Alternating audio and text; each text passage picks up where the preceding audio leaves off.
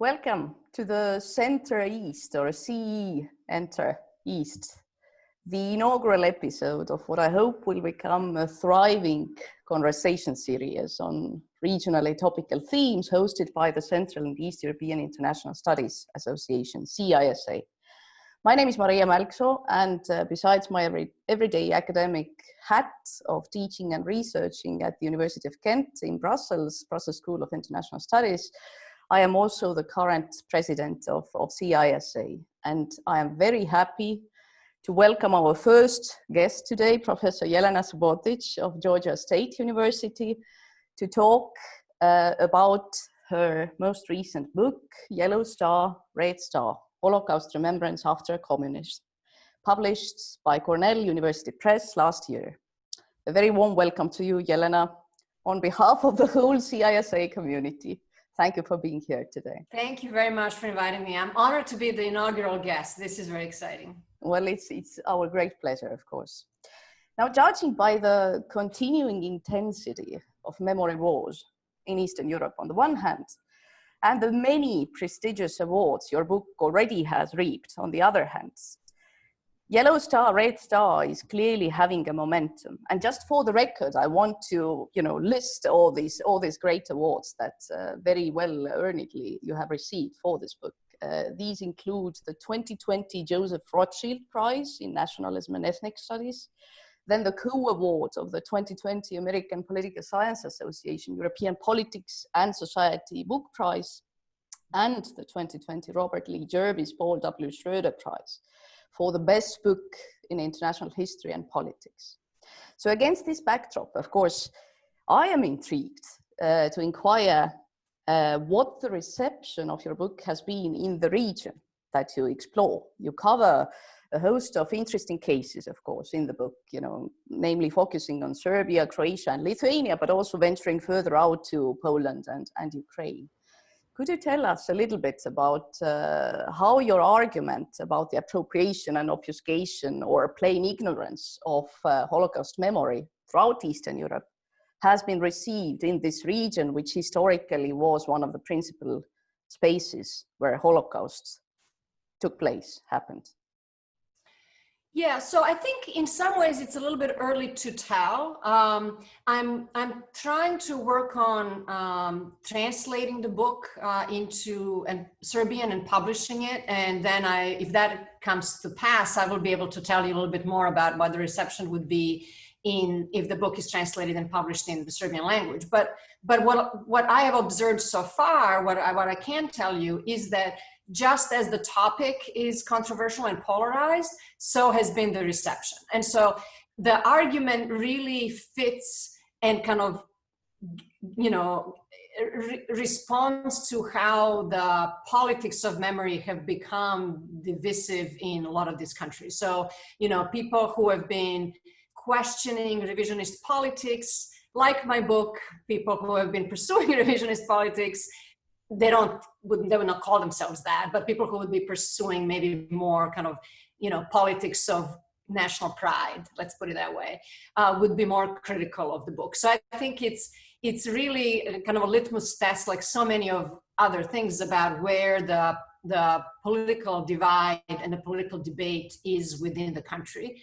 I will say I have one piece of evidence that I was incredibly pleased with, which was there was a special issue of a Hungarian journal that's published in English. It's called Intersections, and it's a journal on politics, society, and culture. It's in English, but it's published out of Hungary and edited and organized by Hungarian scholars. And they did an extensive review of the book. Very, very, very long review, which was so thorough and so complimentary and pleasing that I was really, I was blown away. I was so happy to see, especially in Hungary, considering the onslaught on politics of memory, the controversy about the Holocaust, the political squeeze that Hungarian academics are under.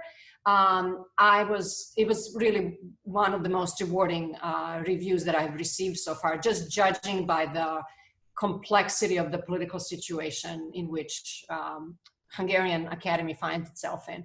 I have a little bit more contact with Serbian academia, and again, Serbian academia is divided, I would say, and that's been an ongoing issue in the region. It's a very politicized academic environment. But again, I've worked so closely with so many Serbian academics who have helped me with the book, and they've been so helpful in promoting it, in assigning it to their students. I have, talks scheduled in Serbia. I have a talk scheduled in Slovenia.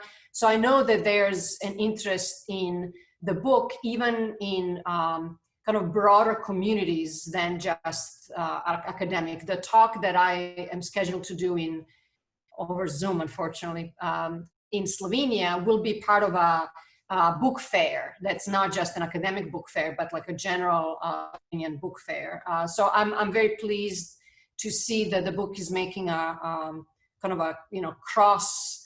It's crossing over into public interest. Well, it definitely is also, transdisciplinary in that sense. It does draw on as well as build bridges across these various fields, and in that sense, it's definitely not one's traditional, rather dry IR book, but historically very, very rich one. So I'm pleased to hear, and I'm not surprised at all that the book fairs more general interested people are picking it up. But you argue in this book very potently indeed that Holocaust memory in Eastern Europe was never either about the Holocaust per se or about the desire to remember the past. Whether we're talking about the period of communism or what came after, what still is after the aftermath. So instead, it has always been about managing the insecure national identities.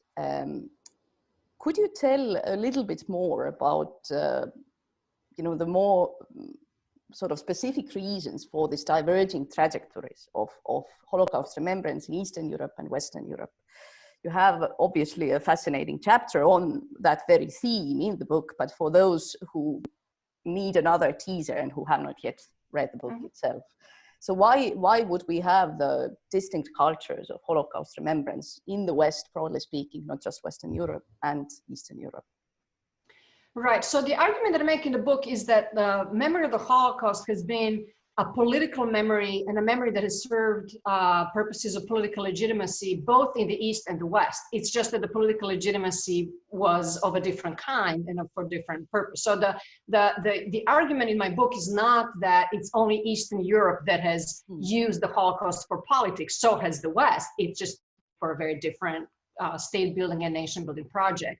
But the way in which the memory of the Holocaust has diverged since the end of World War II really has to do with the very totalizing experience of communism that the East had, which obviously the West did not. And that very totalizing experience of communism colored the entire memory of the past, not just memory of World War II, but memory of World War I and imperial memories in the region. And specifically for the purposes of Holocaust memory, communism was not interested. In fact, it was ideologically opposed to memory of particular ethnic groups or national groups or national particularism. It was very interested in these pan-national global movements and ideological movements of, fight of, socialism against capitalism, the socialism against fascism. And so in that very global fight, the specific stories about and the specific memorialization of who really were the victims was irrelevant. It was about, Soviet Union defeated fascism. Who in the Soviet Union was killed was not important.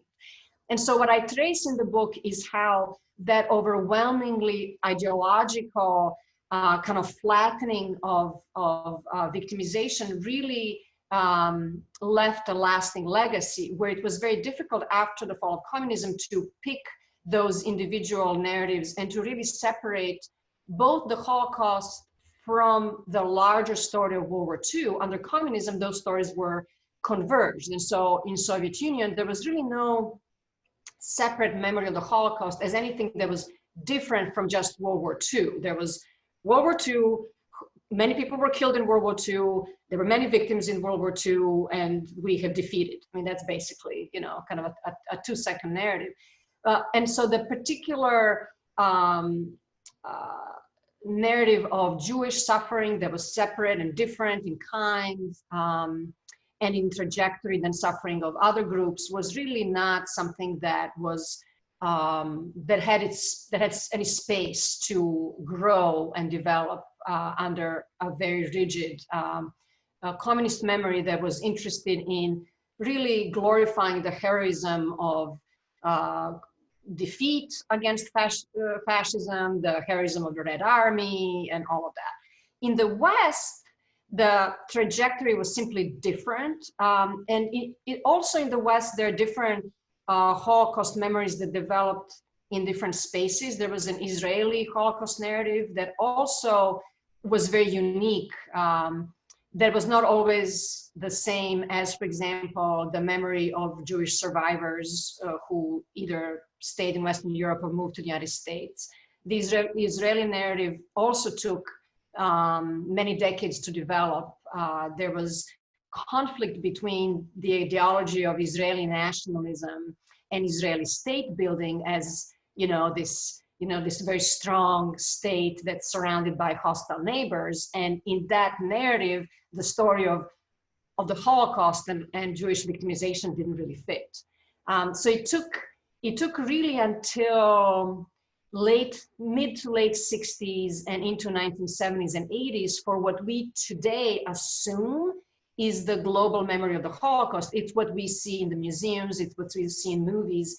That is a more recent memory of the Holocaust. And it's the story that I tell in the book is that it really solidifies in the early 1990s, where this very stable visual image of what we think the Holocaust looked like and what we think happened became a more prevalent and what scholars have called a more cosmopolitan narrative of the Holocaust. Right, and I think the interesting theme that really you illustrate as well as argue very powerfully in the book is precisely this decoupling, right? You have the decoupling of the Holocaust memory, of the visual and narrative repertoire from the actual historical event itself, which obviously is deeply problematic, historically as well as ethically. And yet politically, it is something that has been peddled and pursued. And so one, inevitably wonders how this political logic actually works, and what has such decoupling, you think, achieved then politically in these cases that you study? Or rather, maybe I should ask perhaps, what kind of reputational damage, what kind of, political diplomatic backlashes has this political strategy of using Holocaust for the purposes of national sufferings and memories actually then generated? Right, so as this cosmopolitan memory, and I should say this is not my term, this is the term, as you know, very well written about by Levy and Snyder, this idea that the Holocaust started to be decoupled from, the Holocaust memory became decoupled from the actual Holocaust by indicating and signifying all sorts of other tragedies. So everything became the Holocaust. And so everything became compared to the Holocaust. And the Holocaust became kind of an index case of mass atrocity and genocide that other cases of victimization had to respond to. But what it also provided as an index case is the ultimate example of human suffering that other countries and other national political groups wanted to adopt as their own. In other words, how can you promote your own national suffering? It's somehow less than the Holocaust. So in some ways, this became a project of kind of, people have called this atrocity Olympics or competitive victimization, where everybody's talking about, no, what we suffered was actually just like the Holocaust. Oh no, actually, it was actually worse than the Holocaust. And so you see, and it's an inability to deny the Holocaust. We are now in a, at least since the 1980s and 1990s, in a kind of post-Holocaust denial phase. Nobody really is seriously denying that the Holocaust happened, but the use of the Holocaust has become, in some ways, even more perfidious in being used for your own victimization. So many countries that I've studied, and I write extensively in the book, are really, they're building Holocaust museums, but then making the exhibit really not about a Holocaust, but as an example of how their own nations and their own ethnic majorities suffered. So it's not denying that a Holocaust happened, but using it as a comparison case to show that actually what has happened to us that you don't know about is just like the Holocaust that you do know about. And so obviously there's, as you just mentioned, a problem of kind of moral and ethical dimension here, where we are no longer, if you go to these museums, you're kind of, why are you there? It's no longer about memorializing and thinking about and remembering the victims of the Holocaust, but they're being used to pursue a very contemporary political story, which is in the Baltics, in Lithuania, arguing how it was the Lithuanians who suffered from genocide that the Soviets committed, or similarly in Ukraine, that it was Ukrainian civilians who suffered from Holodomor, from Stalin's man-made famine that is just like the Holocaust. Or it is in Serbia, talking about how it's the Serbs who suffered from Croatian genocide that was just like the Holocaust. And you can go on and on across countries. And so I also make a moral case for why that is deeply problematic, not just for the dignity of the victims of the Holocaust, but also for the dignity of victims of those other crimes who are now lumped together in one kind of historical soup and mixed together in this vast 20th century. And they are also not getting the representation and memorialization they deserve. Right. So the Holocaust, in that sense, indeed has probably become, in the use of these strategic narratives, something akin of an empty signifier that is then filled in as deems fit in this particular context. And of course, this practice, interestingly, if somewhat differently, is not also alien to Russia. The practice of, appropriating certain crimes, which is, of course, again, the same kind of dynamic that we see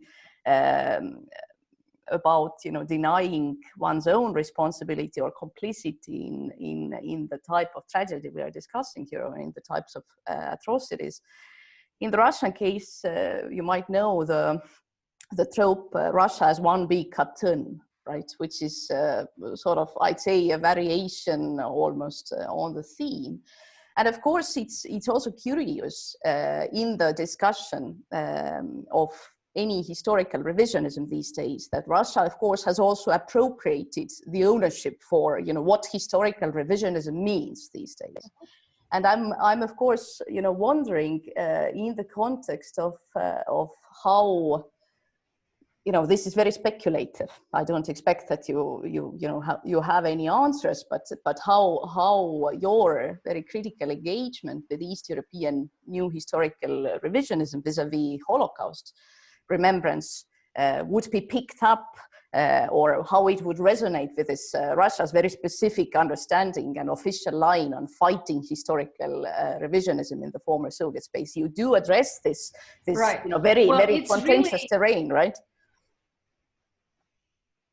Absolutely. And Russia is a key actor in many of these cases. And I talk a little bit about the book about the Russian dynamic with Ukraine, because it's a very direct, a lot of what Ukrainian contemporary national historical memory does is respond to Russia. And so it's very interesting because, again, that's an example where the Holocaust or even, the 20th century World War II is really decoupled from the historical events and becomes, as you just said, a signifier. So every time that Ukrainian new historical memory tries to pull apart some of the narratives about how the contemporary glorification of Stepan Bandera, for example, is, you know, is not problematic, then Russia says, no, no, no, you're glorifying fascists. And then that feeds into, you know, almost in a boomerang dynamic into further anger in Ukraine.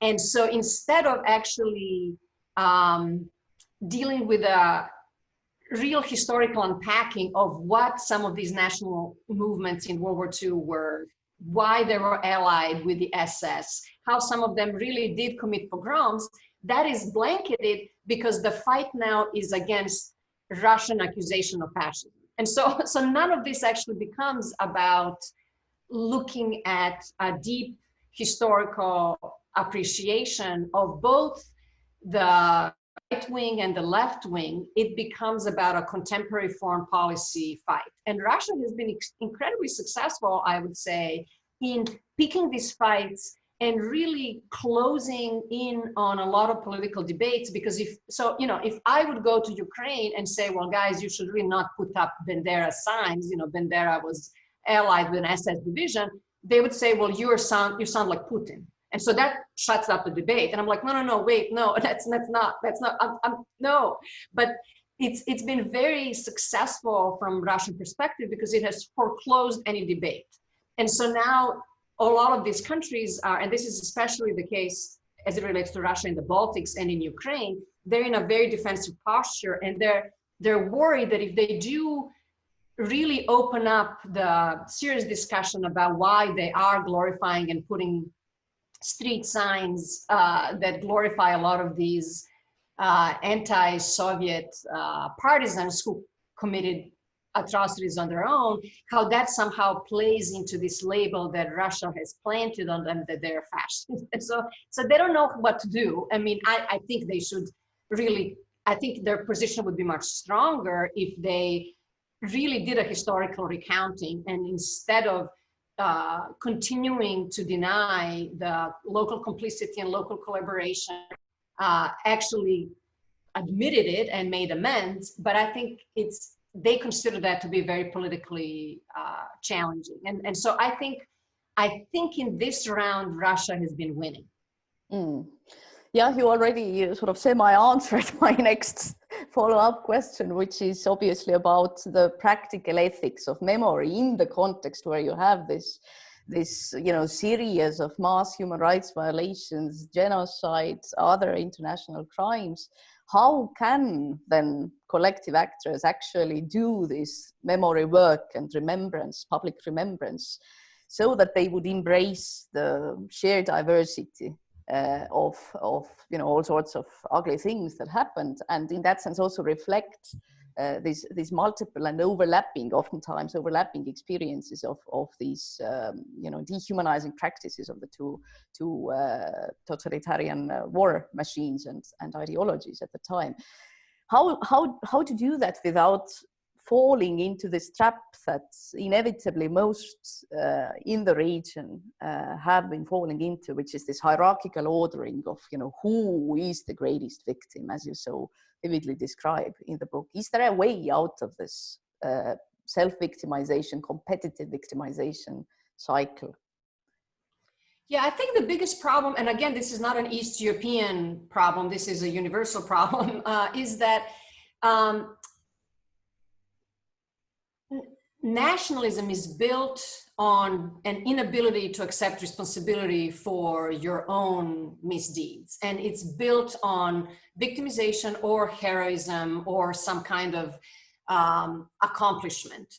And I think a flipped script, which is building your national identity on the politics of responsibility and politics of accountability, brings a much stronger political basis on which to build your society, your polity, deal with your neighbors, and really move forward. And that is a very difficult argument to make, because every time I try to make the argument, we should all accept responsibility for our actions, the immediate response you get, no, but what about what was done to me? And think about how difficult this is in people's daily lives. I mean, this is not, we are scaling this up to nations, but, we are living in, in a society where it's very difficult to get any purchase from accepting responsibility. And in some ways that has become devalued as a norm.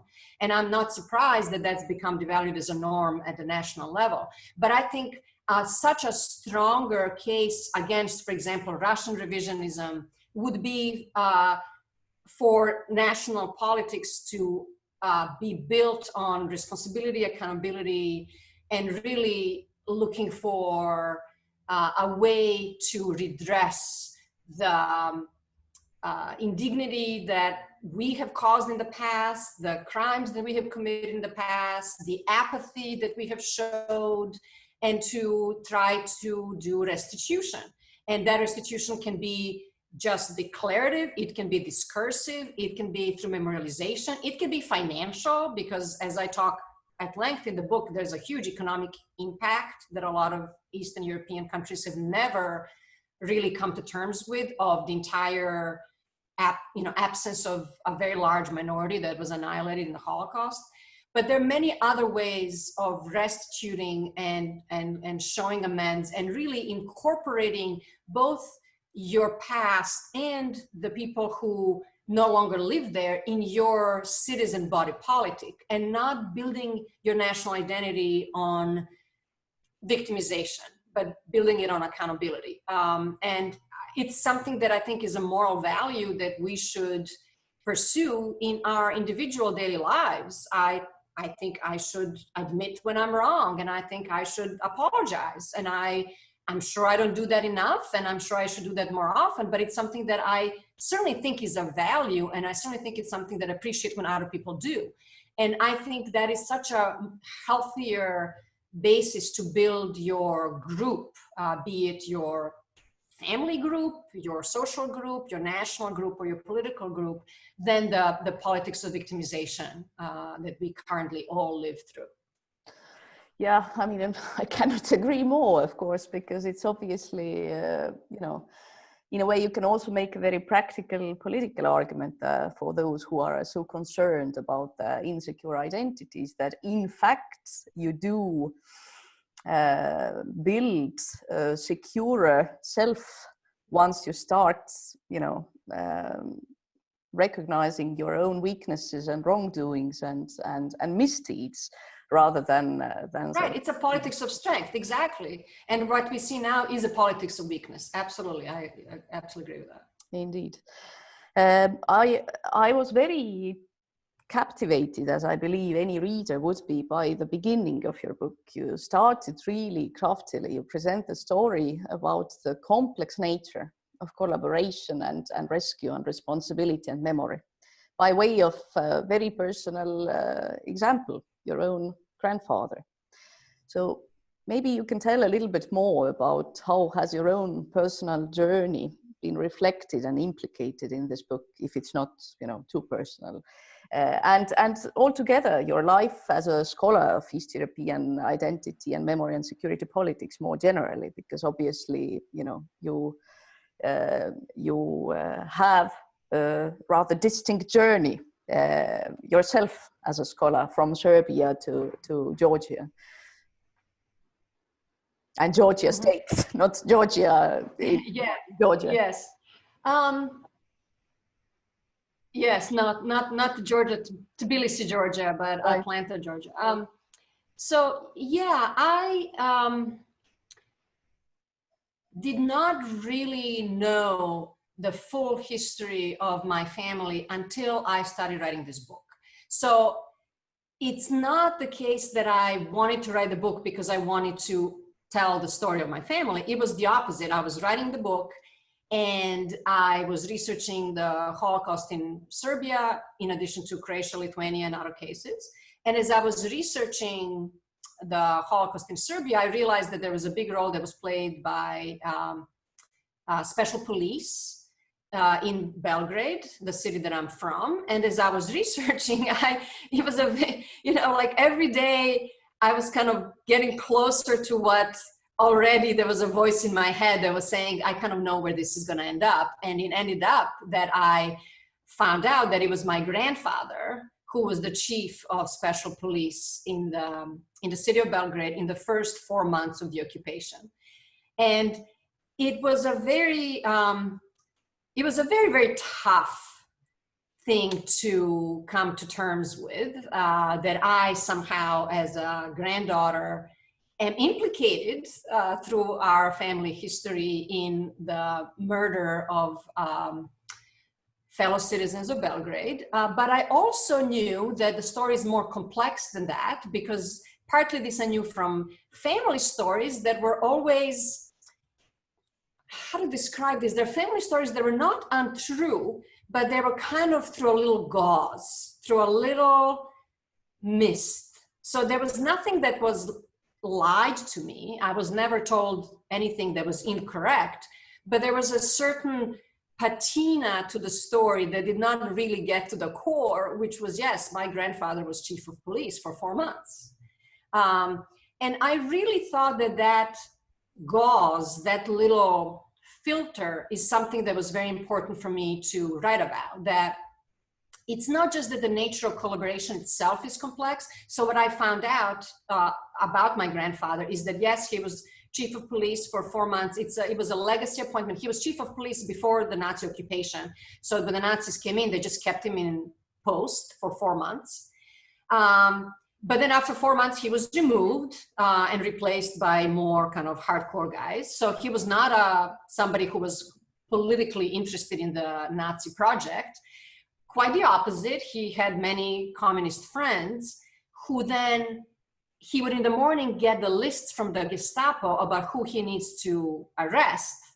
And then in the afternoon, after he punched his clock in his office, he would go and knock on the doors of these people and tell them to hide. So as I say in the book, he worked for the Germans in the morning and worked against them in the afternoon. So I think that it's probably a more common way in which people collaborated than what we just imagine, a kind of caricature of a Quisling or somebody who's really, these people existed, of course, but I think it was also very common for people who found themselves in a really horrible personal, political, financial, security situation to try to find a way to keep their job, get an income, not put themselves at risk, but also there's a moral need to help that so I think that complexity is also very, very common and something that I want to talk about. But I also wanted to talk about that filtering, that kind of screen memory, if you will, where we all kind of know the main contours of the story, but they're presented to us through our own victimization. So my family story has always been that we were the victims. My family, we were the victims of communists. They have arrested my father after the war. They have put him in prison, then they released him. They took his license away. My grandparents live in real abject poverty. They were put, I'm sure you are familiar with these stories, in these like Soviet apartments with 5 other families. They all shared, one kitchen and 1 bathroom for 15 people. My mother suffered from hunger when she was a young girl. She was born in 41, so she was a wartime child. So all of these stories were always stories of our incredible victimization, which I believe is all true. I do believe that all of this was true. And it was just, there was no room in that memory was so powerful that there was no room for the memory of others. And there was no room for a broader addressing of, okay, so what was also our responsibility in that time? What was my grandfather's responsibility? I know that I see the victimization, but I never saw the responsibility part. And so that is something that I was really struck by when I finally found, it's not every day that you find a document that's, in the US Holocaust Museum that has your grandfather's signature that says, we have arrested 2,000 Jews and transferred them to the Gestapo.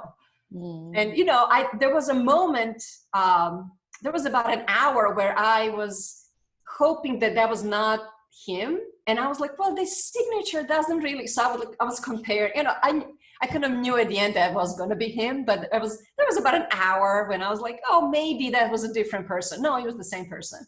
And it really kind of hits you with a ton of bricks, because from the perspective of, you know, 2018, 2019, seeing a report with somebody you knew, you grew up with, who in a very, very bureaucratic, not angry, but even worse, completely devoid of emotion, bureaucratic language lists numbers of Jews, numbers of Roma, numbers of communists, where they were arrested.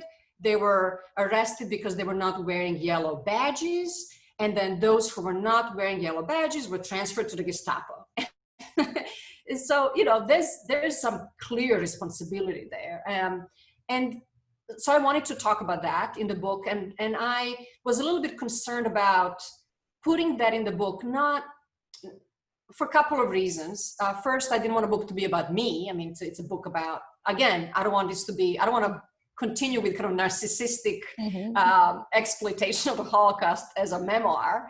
To figure out how I can put that in the book, so the book is not about that, but but my story is an illustration of something that I'm trying to say.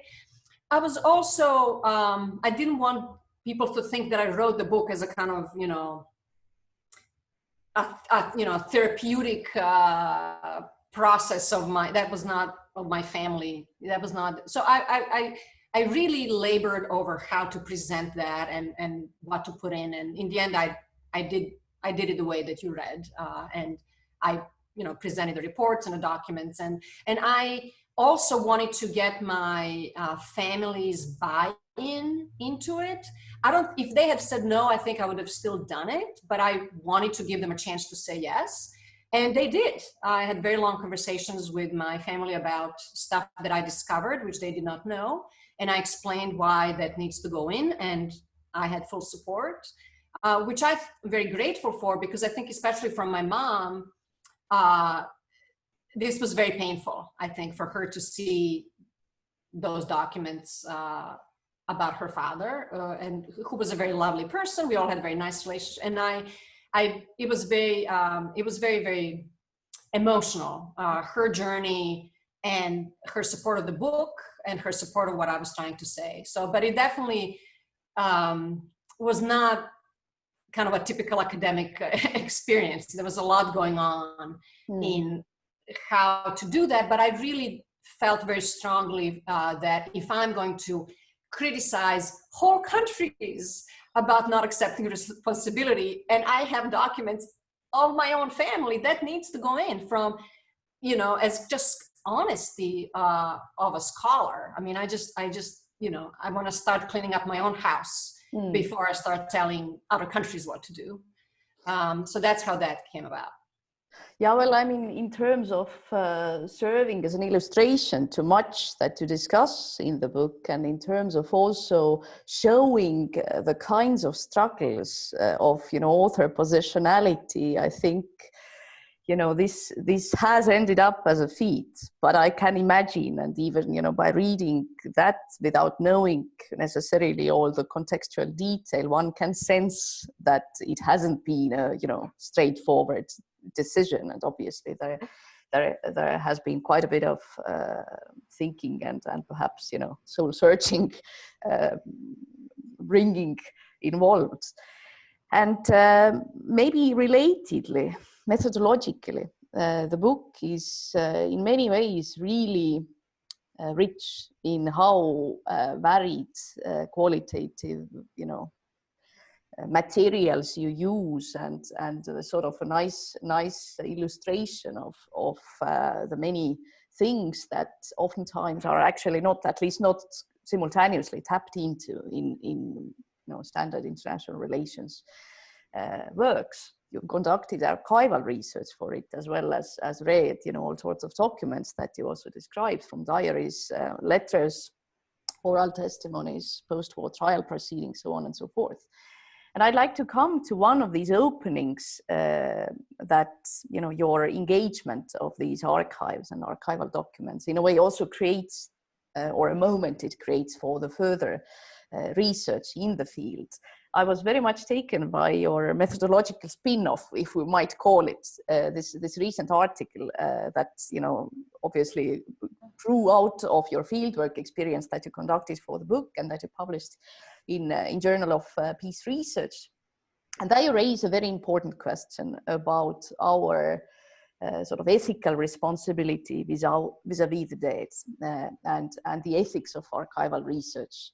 And you ask, you know, questions that usually we do not ask, such as what rights do the dead have and what is indeed our ethical obligation to them? How do we remember past atrocities and write about the past atrocities so that we do not sort of stir the sleep of the deceased? Can you? Yeah, so that article, the article is about archival, ethics of archival research in political violence. And as you so generously described it, it came out as a thought, an afterthought, a very strong afterthought after working on this book, because I felt some of it has to do with what we just described about my, you know, personal archives that I used to find a story about my grandfather. So there was a lot of ethical issues that we just discussed about that. But even more, throughout doing the research, I felt such a profound concern that I'm exploiting, that I'm one of the millionth people who have exploited the Holocaust for like academic purposes. And I had such a visceral reaction, and I was constantly questioning myself, should I say this? And so, for example, just to give viewers an example of what this is, so I'm describing a scene, or I'm describing a pogrom, and there are multiple different descriptions of it. Some are from testimonies, some are from witnesses, and some are more graphic than the others. And so I was constantly questioning, well, if I put this more graphic one, it is more captivating, but it may be gratuitous violence. It may be unnecessary. So why am I drawn to this worst possible story where I can say it in a different way? There are many, I was using a lot of letters, because each, the way that I structure the book is that each country chapter has a story about a particular person that I weaved through, just to give people a sense of like a personal story.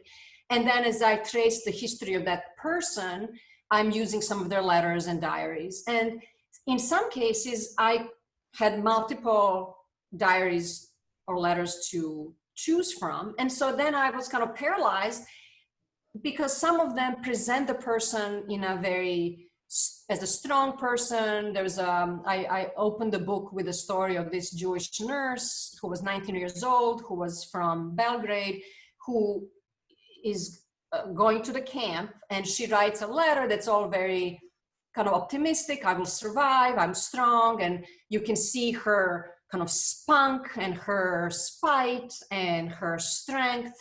And she only had time to write 3 more letters before she was gassed. And we have all those letters. They were published before. And they progressively get worse in the sense of her own dehumanization. By the time we get to her last letter, her personality is almost unrecognizable. She is angry, she is hungry, she is stealing food from other inmates. They're all fighting over potato peels. I mean, it's absolutely an example of just complete loss of humanity in that context. And so I was, you know, I had all those letters on my desk, and I'm, well, what purpose does this serve?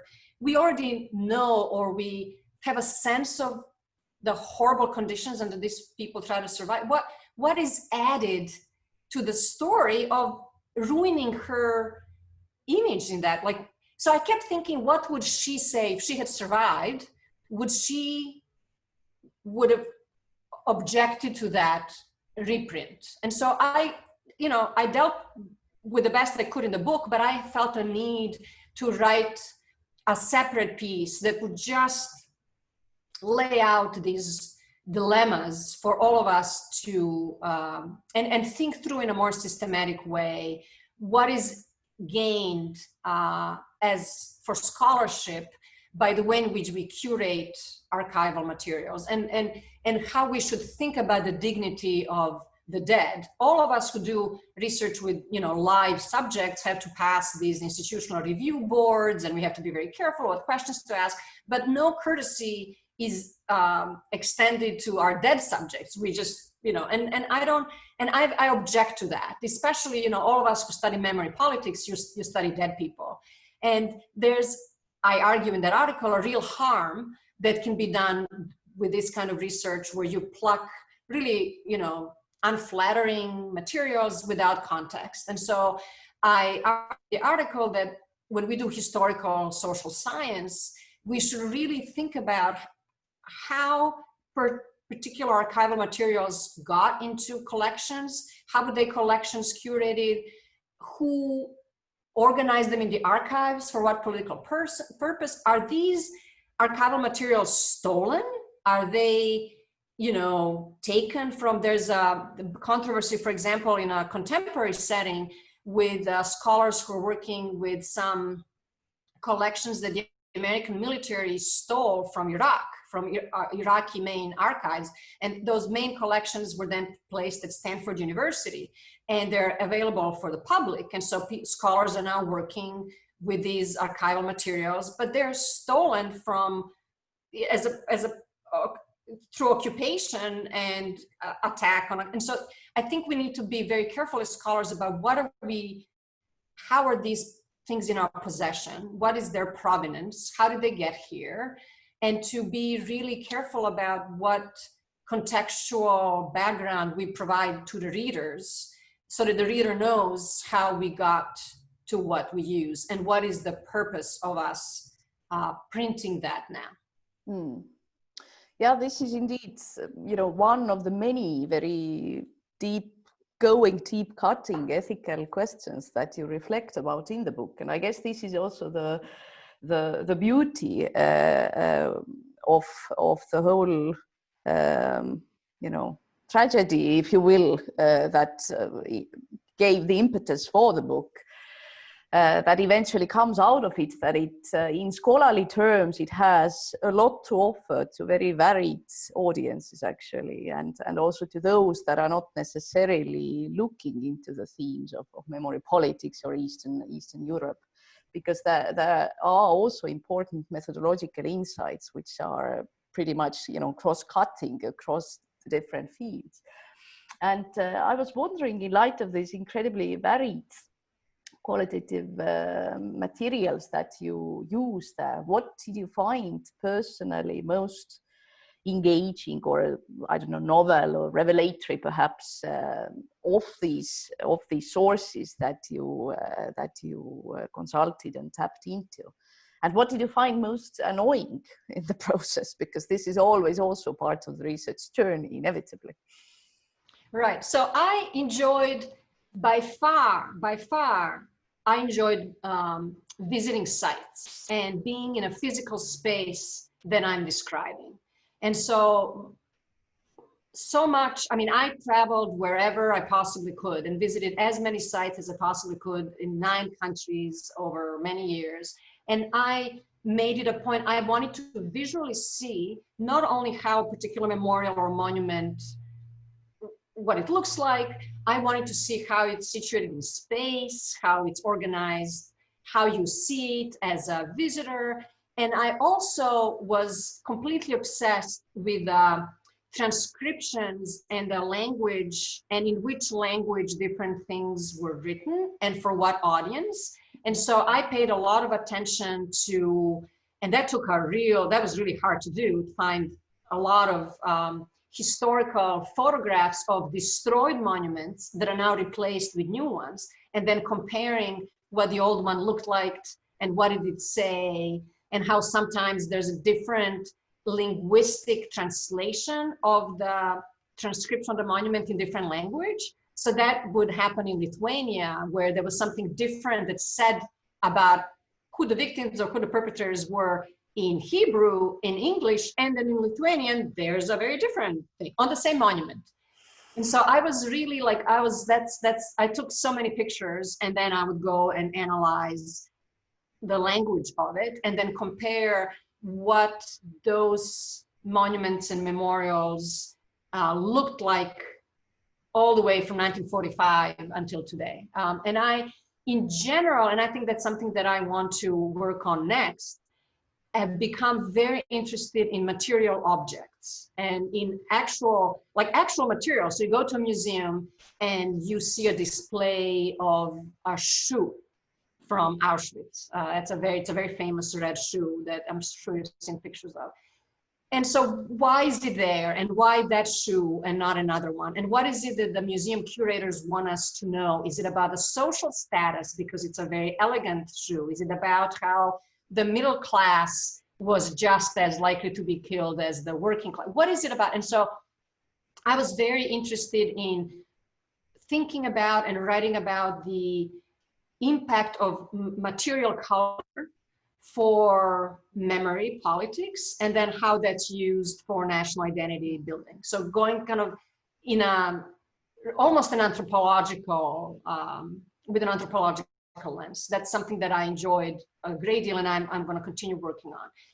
But by far the most annoying was trying to get officials to meet with me and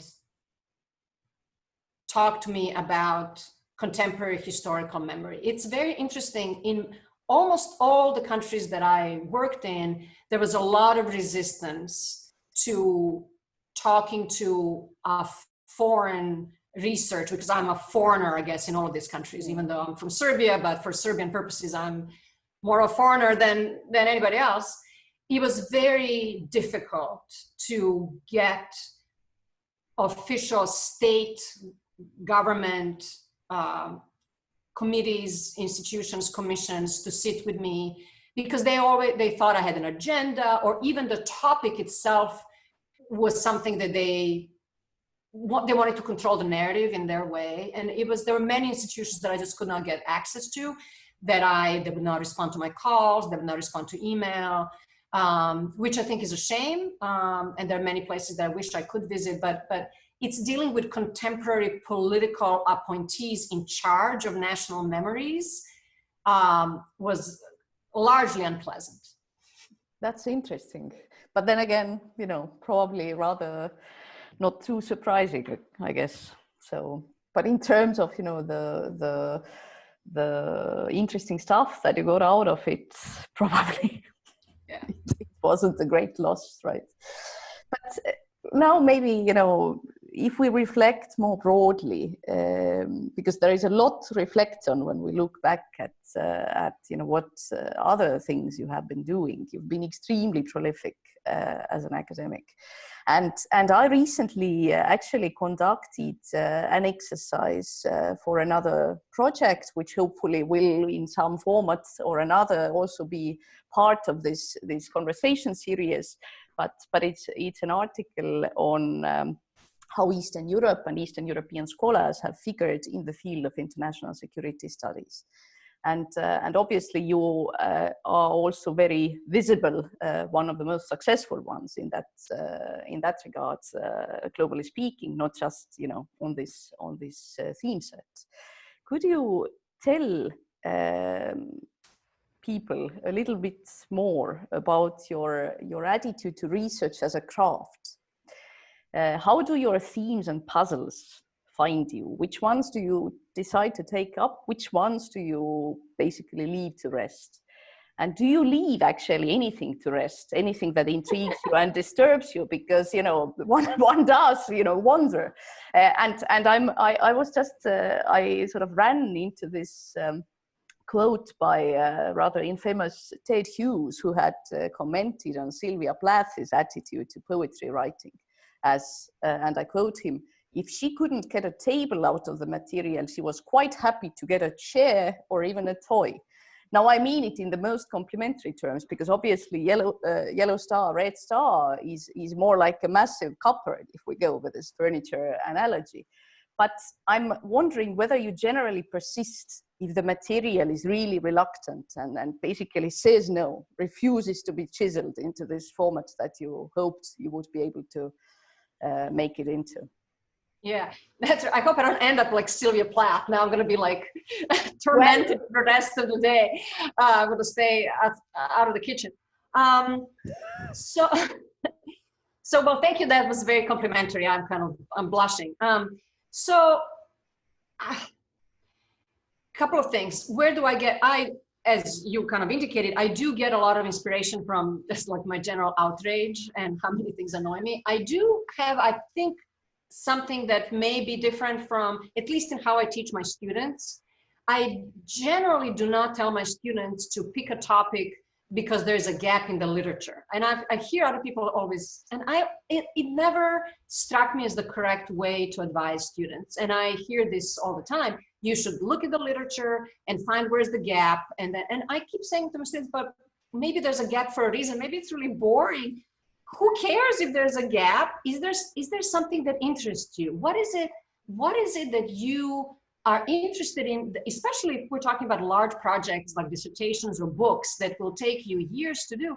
You will not do it if you're not really excited about something that's happened in the real world that you really need people to know about because everybody else is wrong or incomplete or misguided or whatever, and you have something to say, but it shouldn't be something about the real world. I find it, I was never drawn to just kind of intellectual histories or, histories of great men, so like a new take on Machiavelli. I'm sure there are people who are, that's great. That I could never do that. I could never get up in the morning and just go back to like reading what Machiavelli said. I mean, that's not the dusty books. I can't, I just cannot. So again, that's totally, there are many people who find great joy in discovering new meaning. And I think that's wonderful. It's just, I just don't have the patience for it. I've always been motivated by the political, and I've always been a political person as like my own self, both when I lived in Serbia and since I moved to the United States. I find politics in everything, and I am motivated by injustice, by inequality, by lies, by cruelty, by things that I feel that I need to say and that hopefully somebody wants to read. That's like a separate thing. If they want to read it, fine, but I feel I need to write it. So I am motivated by that. Whether they're projects that I abandoned, probably not. I'm trying to think if there's never been a paper. I don't think I've ever had a paper that I just kind of gave up on. I will smack at it until it's something and then send it and it becomes something, but I don't think I've abandoned. I definitely have taken much more time with some projects than others.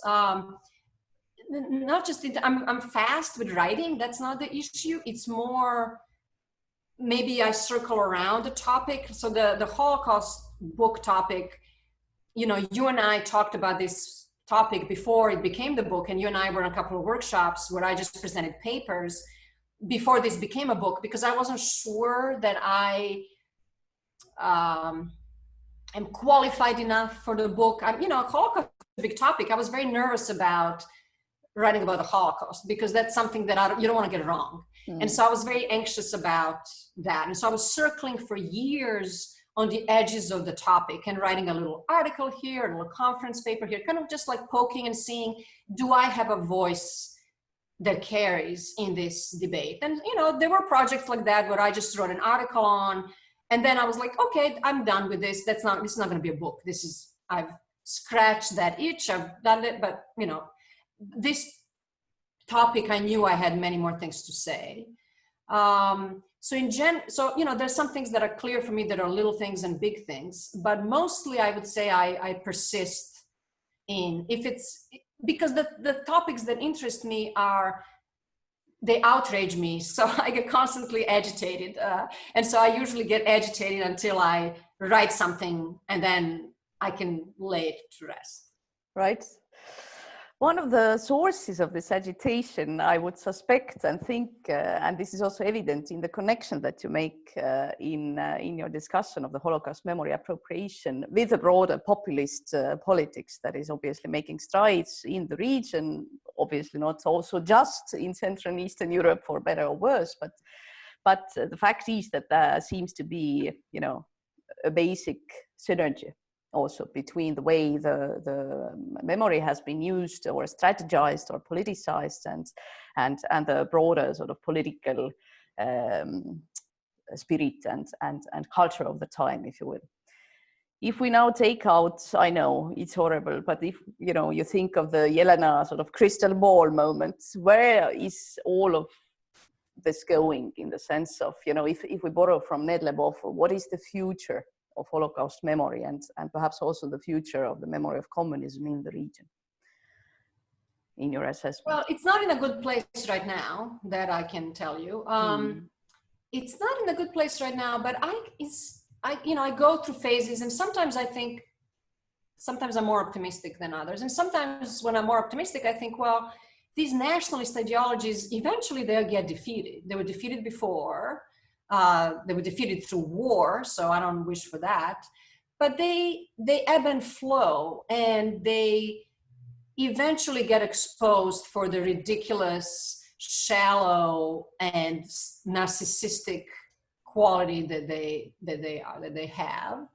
And I think if they don't have political oxygen, I don't think they can really survive on their own. I think that they can be,